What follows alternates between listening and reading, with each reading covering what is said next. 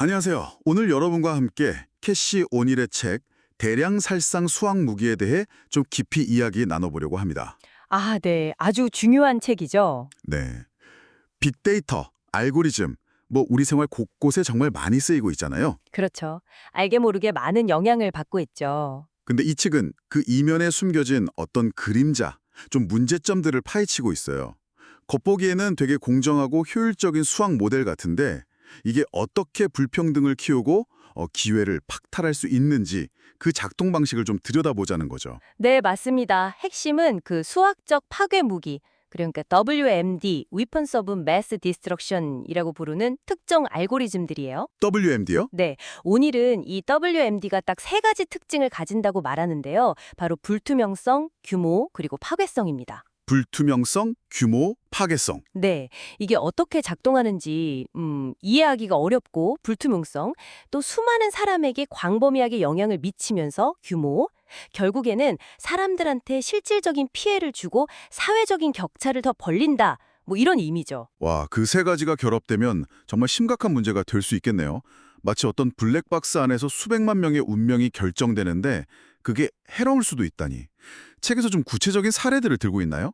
그럼요. 여러 분야가 나오는데요. 예를 들어 고용시장 한번 볼까요? 네, 채용 과정이요? 네, 과거의 채용 기록을 보면 만약에 특정 성별이나 인종이 좀 우대받았던 그런 데이터가 있다고 쳐요.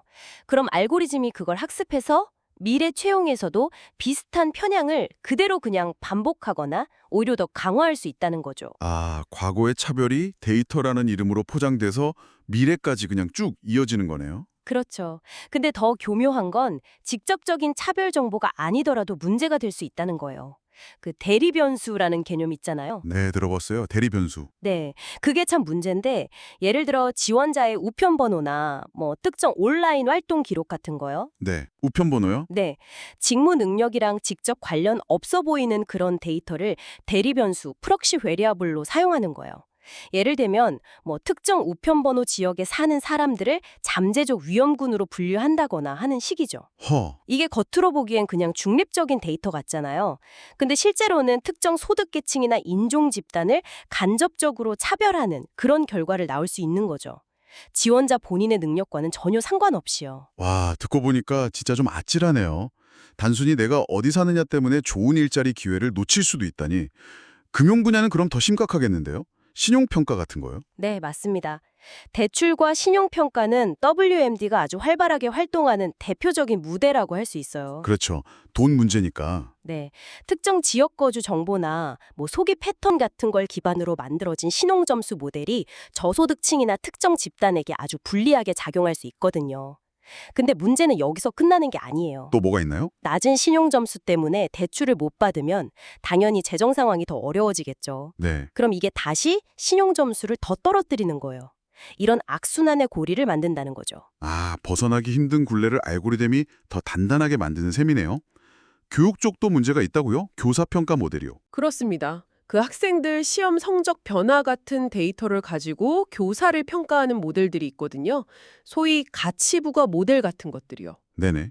이게 비판을 많이 받아요. 왜냐하면 교사의 역량 외에 뭐 학생이 가정 환경이라든지 학교가 있는 지역의 특성이라든지 이런 수많은 외부 요인들을 제대로 고려하기가 현실적으로 어렵거든요. 그렇죠. 통제할 수 없는 변수가 너무 많죠. 맞아요. 결과적으로는 정말 열악한 환경에서 헌신하는 좋은 선생님이 오히려 막 낮은 평가를 받고 불이익을 당하거나 심지어는 뭐 부당하게 해고되는 일까지 생긴다는 겁니다. 여기서 진짜 좀 소름 돋는 건 이 모든 과정이 수학, 데이터, 이런 이름 아래서 지극히 객관적이고 공정한 것처럼 보인다는 점 같아요. 바로 그겁니다. 하지만 실제로는 우리 사회에 이미 있던 편견, 불평등, 이런 걸 알고리즘이 그냥 학습하고 그걸 훨씬 더 큰 규모로 더 효율적으로 재생산하는 거잖아요. 정확히 보셨습니다. 오늘은 이걸 바로 객관성의 신화라고 부릅니다. 그리고 더 큰 문제는요, 이 알고리즘들이 너무 복잡하고 불투명하다는 거예요. 네, 아까 첫 번째 특징이었죠. 불투명성. 네. 그래서 잘못된 결과가 나왔을 때 개인이 거기에 대해서 이의를 제기하거나 책임을 묻기가 진짜 극도로 어려워요. 그냥 알고리즘이 그렇게 판단했다는데요? 한마디면 끝나버리는 거죠. 아, 답답하네요. 결국 이런 시스템은 사회적 약자에게 더 큰 피해를 주고 기회의 공정성을 무너뜨리고 궁극적으로는 우리 사회 전체의 신뢰나 민주주의의 기반까지 흔들 수 있다고 경고하는 겁니다. 듣다 보니 정말 우리 삶 아주 깊숙이 들어와 있는데 이 문제의 심각성에 비해서 우리가 너무 모르고 있었던 거 아닌가? 뭐 이런 생각도 드네요. 그럼 이건 어떻게 해야 할까요? 그냥 받아들여야 하는 건가요? 오늘이 어떤 해결책 같은 걸 제시하나요? 네, 몇 가지 방향을 제시합니다. 우선 알고리즘의 투명성 확보가 정말 중요하다고 말해요. 투명성 확보요? 네, 어떤 데이터가 어떻게 쓰이는지, 모델이 어떻게 작동하는지 우리가 좀 이해할 수 있어야 한다는 거죠. 그리고 알고리즘이 내놓는 결과가 실제로 공정한지, 혹시 의도하지 않은 차별은 없는지, 이걸 계속 감사하고 검증하는 시스템이 필요하다고 주장합니다. 아, 개발할 때부터 좀 사회적인 영향을 고려하고 사용 중에도 계속 감시해야 한다. 뭐 이런 거군요. 그렇습니다. 더 나아가서는 데이터 과학자들의 어떤 윤리의식, 사회적 책임감 이런 걸 강조하고요. 필요하다면 법적, 사회적 규제를 통해서 WMD가 함부로 확산되는 걸 막아야 한다고도 이야기해요. 규제까지도요? 네. 하지만 가장 근본적인 출발점은 역시 우리 모두가 이런 문제가 있다는 걸 먼저 인식하고 알고리즘의 결정을 그냥 무조건적으로 받아들이지 않고 좀 비판적으로 질문하는 그런 자세라고 할 수 있겠습니다. 네. 오늘 캐시 오닐의 대량 살사당 수학 무기를 통해서 알고리즘의 정말 강력한 힘, 그리고 그 이면의 위험성에 대해서 같이 한번 살펴봤습니다. 핵심은 기술 그 자체가 아니라 이 기술이 인간의 편견을 어떻게 반영하고 때로는 증폭시키는지, 그리고 그것이 우리 사회의 공정성에 어떤 영향을 미치는지 이걸 깨닫는 것이 중요하다는 거였네요. 맞습니다. 이게 단순히 기술적인 논의를 넘어서 우리가 결국 어떤 사회를 만들고 싶은지에 대한 질문과 바로 연결되는 거죠. 효율성이나 편리함 이런 가치 뒤에 우리가 혹시 놓치고 있는 건 없는지 계속 좀 성찰해 봐야 할 것 같습니다. 네.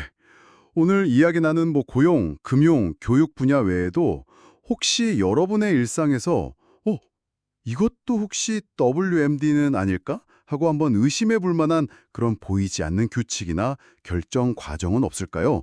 한번 주변을 둘러보시면 또 흥미로운 발견을 하실지도 모르겠습니다. 다음에 또 깊이 있는 이야기로 돌아오겠습니다.